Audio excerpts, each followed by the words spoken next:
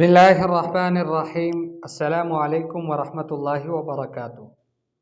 العصفور الطائش أوارا پرندہ. كان يا مكان في قديم الزمان كان هناك عصفور صغير يعيش مع أمه في عش فوق شجرة عالية جدا.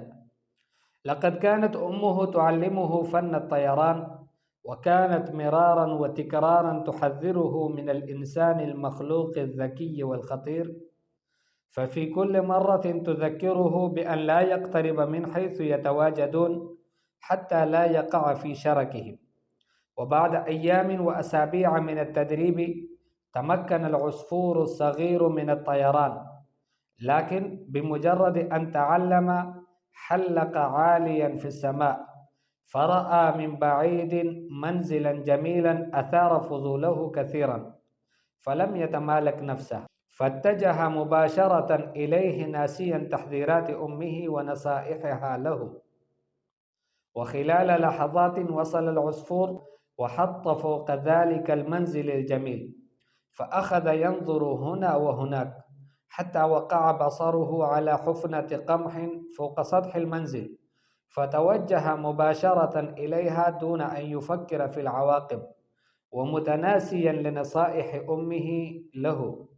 وهكذا بمجرد أن وضع العصفور رجليه فوق القمح انغلق الفخ على عنقه، ولم يستطع الإفلات منه رغم محاولاته الفاشلة، فاستسلم للأمر الواقع حتى فارق الحياة.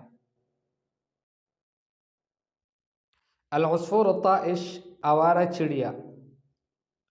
کان یا مکان فی قدیم الزمان، تھا ایک دفعہ، فی قدیم الزمان پرانے زمانے میں، کان ہناک عصفور صغیر وہاں ایک چھوٹا پرندہ، چھوٹا سا چڑیا تھا، یعیش مع امہ فی عش، کہ جو اپنی امی کے ساتھ گھونسلے میں زندگی گزارتا تھا، فوق شجرۃ عالیۃ جدا، ایک بہت اونچے درخت کے اوپر. لقد كانت امہ تعلمہ فن الطیران، اس کی ماں اس کو سکھاتی تھی اڑنے کا فن، کیسے اڑا جاتا ہے. وكانت مرارا وتکرارا تحذره من الانسان، اور اس کی امی بار بار، مرارا وتکرارا، بار بار اس کو ڈراتی تھی، من الانسانی، انسان سے، المخلوق الذکی والخطیر، کی جو ایک چالاک مخلوق ہے اور خطرناک مخلوق ہے. ففی کل مرۃ تذکرہ، ہر دفعہ میں اس کو یاد دہانی کراتی تھی، بأن لا يقترب من حیث یتواجدون، کہ جہاں انسان ہوتے ہیں وہاں تم قریب نہ جانا، حتی لا یقع فی شرکہم، شرک کہتے ہیں حبالت الصید کو، وہ رسی کہ جسے شکار کیا جاتا ہے، تاکہ کہیں وہ ان انسانوں کے جال میں، شکار کے جال میں وہ پھنس نہ جائے. وبعد ایام و اسابیع من التدریب، کئی دنوں اور ہفتوں کے بعد اس تدریب اور ٹریننگ کے، تمکن العصفور الصغیر من الطیران، یہ چھوٹا سا چڑیا، اس کو قدرت حاصل ہو گئی اڑنے کی، اڑان سیکھ لیا. لیکن بمجرد ان تعلم، لیکن جیسے ہی اس نے اڑان سیکھا، حلق عالیا فی السماء، بہت بلند چکر کاٹے، فی السماء، آسمان میں، یعنی فضا میں بہت بلندی پر گیا اور وہاں پر چکر کاٹے. فرآ من بعید منزلا جمیلا، اس نے دور سے ایک خوبصورت گھر دیکھا. اثار فضولہ، ای اثار دہشتہ واستغرابہ، اس کے دہشت اور حیرانگی کو اس گھر نے ابھارا، کثیراً، بہت زیادہ. فلم یتمالک نفسہ، تو یہ اپنے اوپر کنٹرول نہیں کر سکا. فاتجہ مباشرۃ الیہ، فوراً ہی اس گھر کا رخ کیا، ناسیا تحذیرات امہ ونصائحہا لہ، اپنی ماں کی تحذیرات، ان کا ڈرانا اور ان کی نصیحتیں، ان سب کو بھول کر، وہ ان کو کچھ بھی یاد نہیں تھا، اور اس نے رخ کیا اس گھر کی طرف. وخلال لحظات، اور کچھ ہی لمحوں میں، وصل العصفور، چڑیا پہنچ گیا.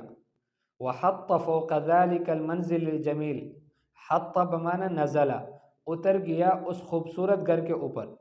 فأخذ ينظر هنا وهناك، تو وہ ادھر اور ادھر دیکھنے لگا، حتیٰ وقع بصرہ، حتیٰ کہ اس کی نظر پڑی اعلیٰ حفنت قمح، ایک چلو پر گندم کے اوپر، فوق سطح المنزل، گھر کے چھت کے اوپر، فتوجہ مباشرۃ الیہا، فوراً اس طرف متوجہ ہوا، دون ان یفکر فی العواقب، بغیر اس کے کہ وہ انجام کو سوچے، ومتناسیا لنصائح امہ لہ، اور اپنی ماں کی نصیحتوں کو بھول کر، وہکذا، اور ایسے ہی، بمجرد ان وضع العصفور رجلیہ، جو ہی اس چڑیا نے اپنے دونوں پیروں کو رکھا، فوق القمح، اس گندم کے اوپر، انغلق الفخ علی عنقہ، وہ جو فخ اور کھمین رکھا گیا تھا وہ اس کی گردن کے اوپر بند ہو گیا، ولم یستطع الافلات منہ، اور وہاں سے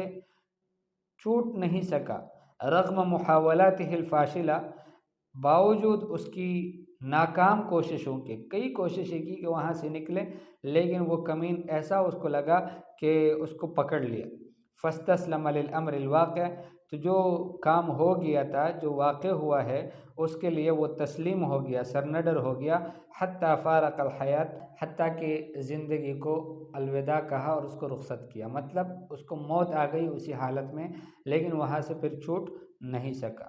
یہ وجہ کیا تھی؟ اس لیے کہ ماں کی نصیحتوں پر عمل نہیں کیا، اور ایک آوارہ چڑیا تھا۔